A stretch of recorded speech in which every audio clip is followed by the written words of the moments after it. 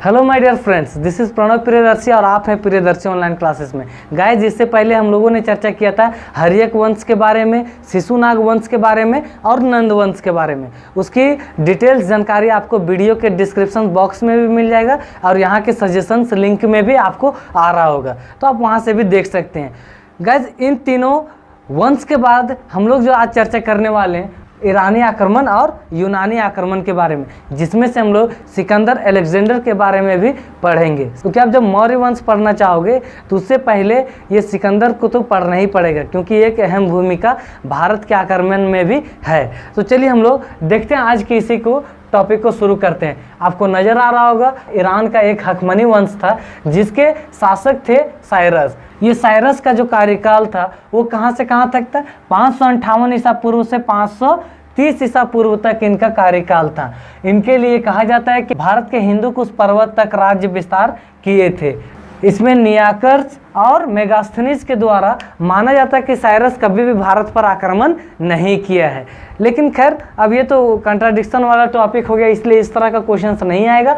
तो आप सिर्फ ये ध्यान रखना कि इनके बारे में और कौन कौन से क्या कहते हैं। जैसे रोमन लेखक प्लिनी के द्वारा कहा गया साइरस ने कपिसा नगर को ध्वस्त किया। उसके बाद है इनके बारे में एक और चीज़ें जो आती है हमारे बीच में, वो ये है जेनोफेन। इससे क्वेश्चन आ सकता है। जेनोफेन नामक जो व्यक्ति थे वो सायरोपीडिया नामक एक किताब लिखे, जिसमें लिखे थे वो साइरस के जीवनी के बारे में। उसके बाद साइरस के बाद जो उत्तराधिकारी के तौर पर जो बने वो थे डेरियस वन बोलिए या दारा वन बोलिए, दारा वन भी कहीं कहीं लिखा हुआ आपको मिलेगा, तो दारा वन भी कहा जाता है इनको। इनके बारे में कहा जाता है कि ये सिंध, गंधार, कंबोज, ये तीन जो प्लेस था उसको वो जीत हासिल करते हैं। हेरोडोटस, आप सभी जान रहे होंगे, हेरोडोटस एक महान इतिहासकार थे जो इतिहास की परिभाषा, इतिहास के बारे में बेहतरीन रूप से उन्होंने एक किताब लिखी थी हिस्टोरिका। उनके अनुसार से ईरानी शासक को भारत से 300 टैलेंट सोना प्राप्त होता था, प्रत्येक वर्ष सोना प्राप्त होता था। अब गाइस, हम लोग चर्चा करेंगे यूनानी आक्रमण के बारे में, जिसमें सिकंदर के बारे में पढ़ेंगे। अब फ्रेंड, अगर हम लोग यूनानी आक्रमण के बारे में अगर जिक्र करेंगे तो यूनानी आक्रमण में जो सबसे इम्पोर्टेंट जो रोल निभाए थे वो थे सिकंदर के बारे में आप जब जानोगे, ये बहुत ही कम एज में, मात्र कहा जाता है कि 26 साल के एज में ही आधी दुनिया को जीत लिए थे सिकंदर, आधी दुनिया को जीत लिए थे। लेकिन इनका एक नेगेटिव पॉइंट ये था कि ये दुनिया को जीतने में जितना पागलपन अपना दिखा रहे थे, उसमें से ये जरा सा भी अपना प्रशासनिक व्यवस्था नहीं बनाए। इसलिए आगे इधर से जितना जीतते जाते थे और आगे जितना बढ़ते जाते थे, पीछे वाले उतना ही आज़ाद होते जाते थे, धीरे धीरे ढीला होता था और वो अपने आज़ाद हो जाते थे।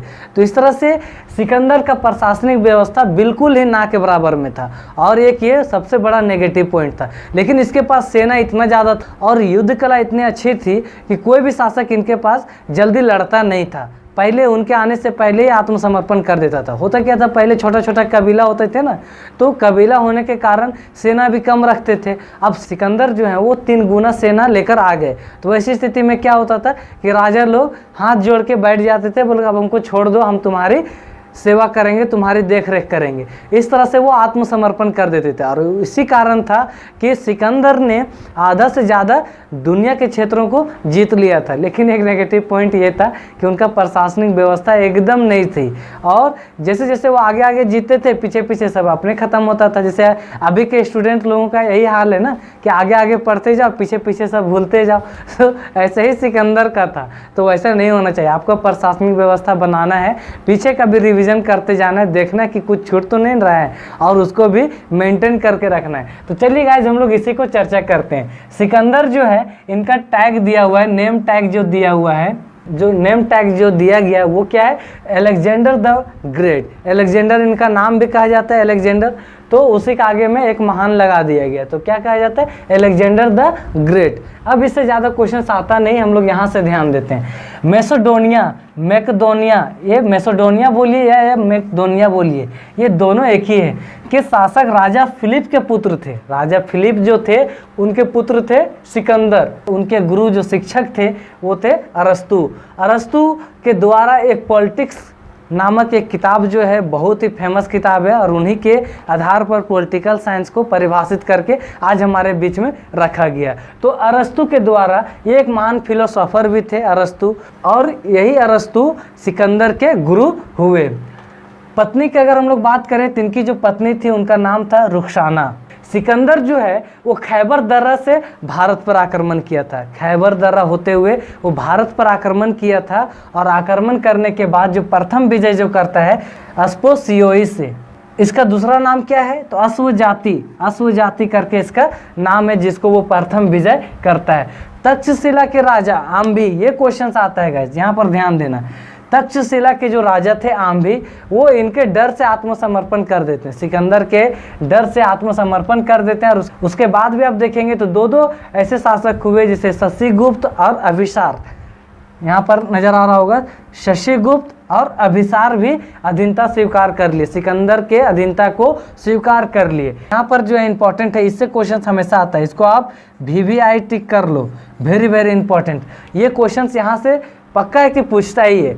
जब सिकंदर जब आ रहा था तो झेलम नदी के तट पर एक मुठभेड़ होता है, और मुठभेड़ होता है राजा पोरस के साथ में।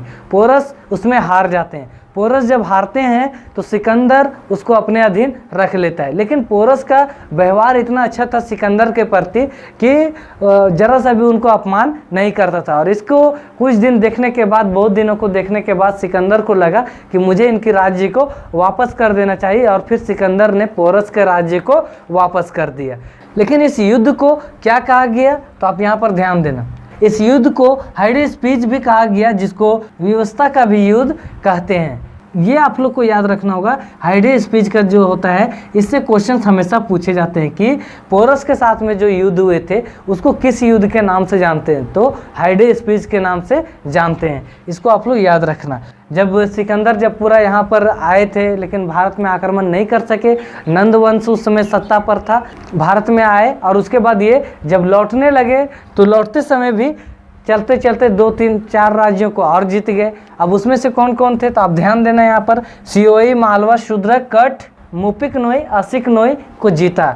तो असिक नोई से एक घटना ये घटी कि असिक नोई में जब ये युद्ध करते हैं तो असिक नोई के राजा को तो ये पराजित कर देते हैं, परंतु जो राजा की जो रानी होती है वो फिर बगावत करती है, विरोध करती है और फिर वो लड़ती है। उसी दरमियान में सिकंदर ने 7000 सैनिकों को बंदी बना लेते हैं, और बंदी बनाने के बाद उनको कहा जाता है दिन में उनको माफ़ कर देते हैं। सिकंदर जो होते हैं दिन में माफ़ कर देते हैं और रात को वही बंदी सैनिकों को हत्या करवा देते हैं। 7000 सैनिकों की हत्या करवा देते हैं। लेकिन सिकंदर जो है मालवा में जब युद्ध करते रहते हैं उसी बीच में ये घायल हो जाते हैं, और घायल होने के कारण जब वो लौटते रहते हैं तो 2323 ईस्वी में 323, यहाँ पर ध्यान देना, 323 2323 ईसा पूर्व बेबीलोन में सिकंदर की मृत्यु हो जाती है, मौत हो जाती है, और इस तरह से उनकी शासन व्यवस्था पूरा का पूरा खत्म हो जाता है। तो गाइज आज हम लोगों ने चर्चा किया ईरानी आक्रमण के बारे में, और दूसरा जो था यूनानी आक्रमण के बारे में, जिसमें हम लोग यूनानी आक्रमण में सिकंदर के बारे में आज हम लोगों ने देखा। अब जो नेक्स्ट टॉपिक जो होगा वो हमारा होगा बौद्ध धर्म और जैन धर्म। ये 2 टॉपिक से हमको लगता है 4-5 वीडियो लगातार आपको दिए जाएंगे। उसके बाद से हम लोग मौर्य वंश के बारे में पढ़ेंगे, और मौर्य वंश को बेहतरीन रूप से डिटेल से हम लोग पढ़ेंगे, उससे जानकारी हासिल करेंगे। और इससे क्या होगा कि आपका जो कॉम्पिटिशन्स में जो क्वेश्चंस पूछे जाते हैं वो यहाँ से आने के ज़्यादा चांस बन जाते हैं, इसलिए आप इस चैप्टर को अच्छे से पढ़ना। तो चलिए गाइज, ये हमारा एक हिस्ट्री का एक इंपॉर्टेंट टॉपिक कंप्लीट होता है। तो अब हम लोग नेक्स्ट वीडियो में मिलेंगे, तब तक के लिए bye bye, take care, love you to all. गुनगुनाते रहिए, मुस्कुराते रहिए, और यूं ही हमारे साथ बने रहे। Thank you. Hello friend, my name is Shreya Shadiya. मेरे पन्नो भैया का चैनल सब्सक्राइब कीजिए, वीडियो को लाइक और शेयर कीजिए। Thank you.